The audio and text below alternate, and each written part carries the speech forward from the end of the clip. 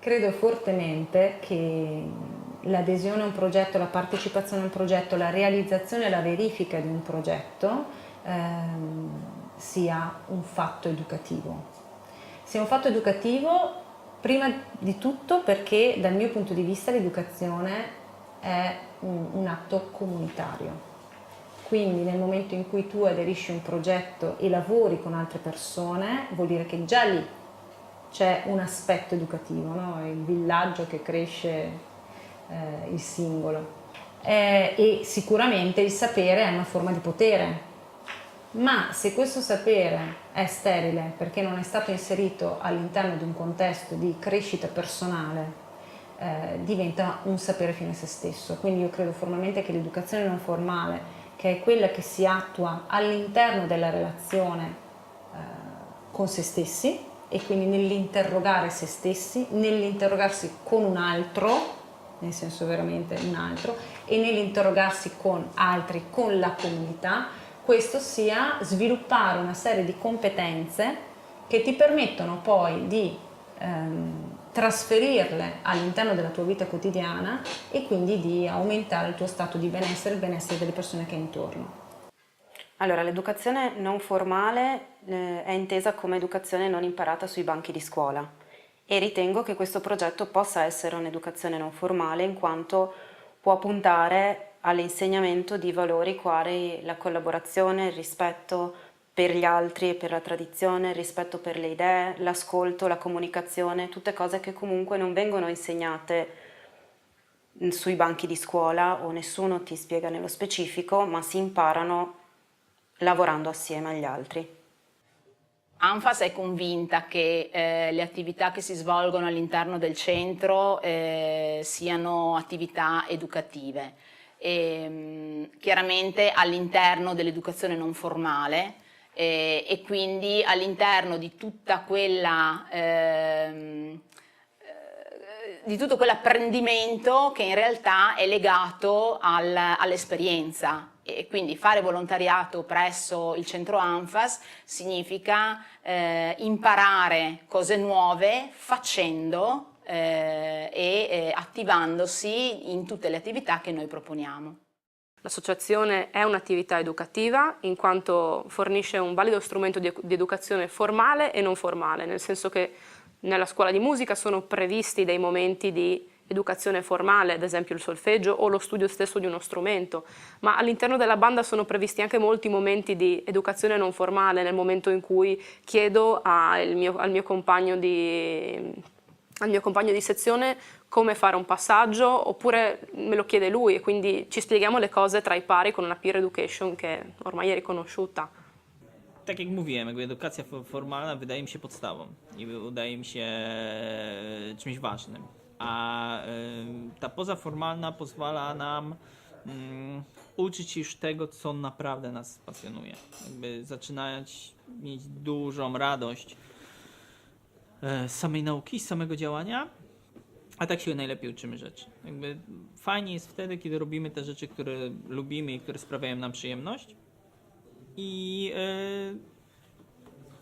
uczenie się właśnie ich, czy jakby działanie w nich, no daje nam frajdę. No jakby powinniśmy kierować, mi się tak wydaje, nasze życie w tą stronę. Żebyśmy mieli, nie wiem, wstawali z uśmiechem, nawet zmęczeni, a każdego dnia wstawali z uśmiechem. No jakby i to daje, no pozaformalnie możemy wybrać i to daje nam tę szansę.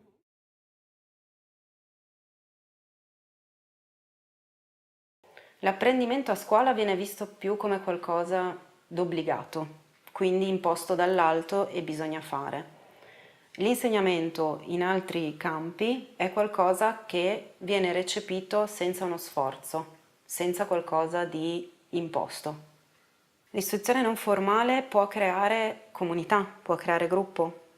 Dovrebbe essere appoggiato dando gli spazi necessari, ascoltando le idee, supportando i progetti sia a livello economico sia a livello di sviluppo e creare l'interesse all'interno della comunità nei gruppi giovani. Billy Cole, c'est beaucoup basé sur la théorie Et au niveau de l'informel, c'est beaucoup basé sur la pratique.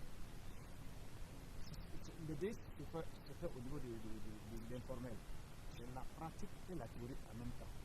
Donc pour moi, c'est ça qui manque entre, comme on appelle ça, la participation active au niveau de l'art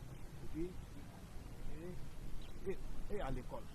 L'apprendimento a scuola forse adesso è visto in maniera un po' troppo come una cosa noiosa, come una cosa che è ripetitiva e di cui tutti sono un pochino stufi perché si è costretti a stare in un banco e ascoltare la lezione.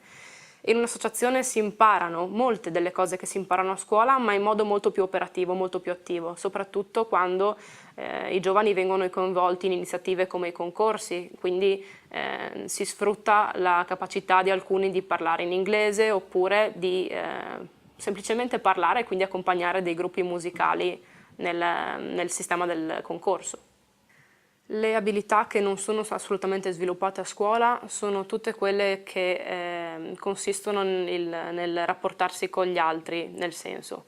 A scuola ci si rapporta sicuramente con i pari e con gli insegnanti, però ci si limita a ricevere dagli insegnanti e ad avere un rapporto con i pari che molto spesso sfocia in problematiche quali il bullismo, ad esempio.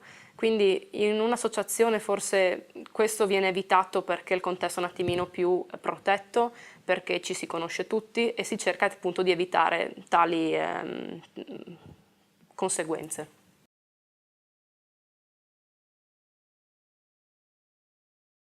Il vantaggio è appunto la libertà.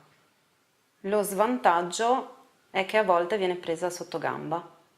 Il più grande vantaggio è che si apprendono informazioni, idee, fatti, nozioni in modo involontario, quindi si viene a conoscenza di nuove cose in modo involontario e si apprende quasi senza volere. Il più grande svantaggio è che non tutto può essere appreso in questo modo. Pour moi, le plus grand avantage de l'éducation non formelle, il n'y a pas à dire qu'il y a moins d'âge ou plus âgé, tout le monde est traité de la même manière, c'est ça, non? Et donc, que tu sois âgé ou moins âgé, c'est la même chose. Ça, pour moi, ça c'est l'avantage de l'éducation non formelle.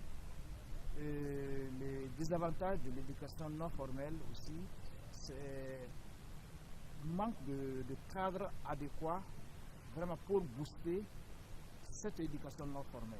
Il più grande svantaggio credo che sia il fatto che le competenze acquisite durante l'apprendimento e l'educazione non formale non siano pienamente riconosciute.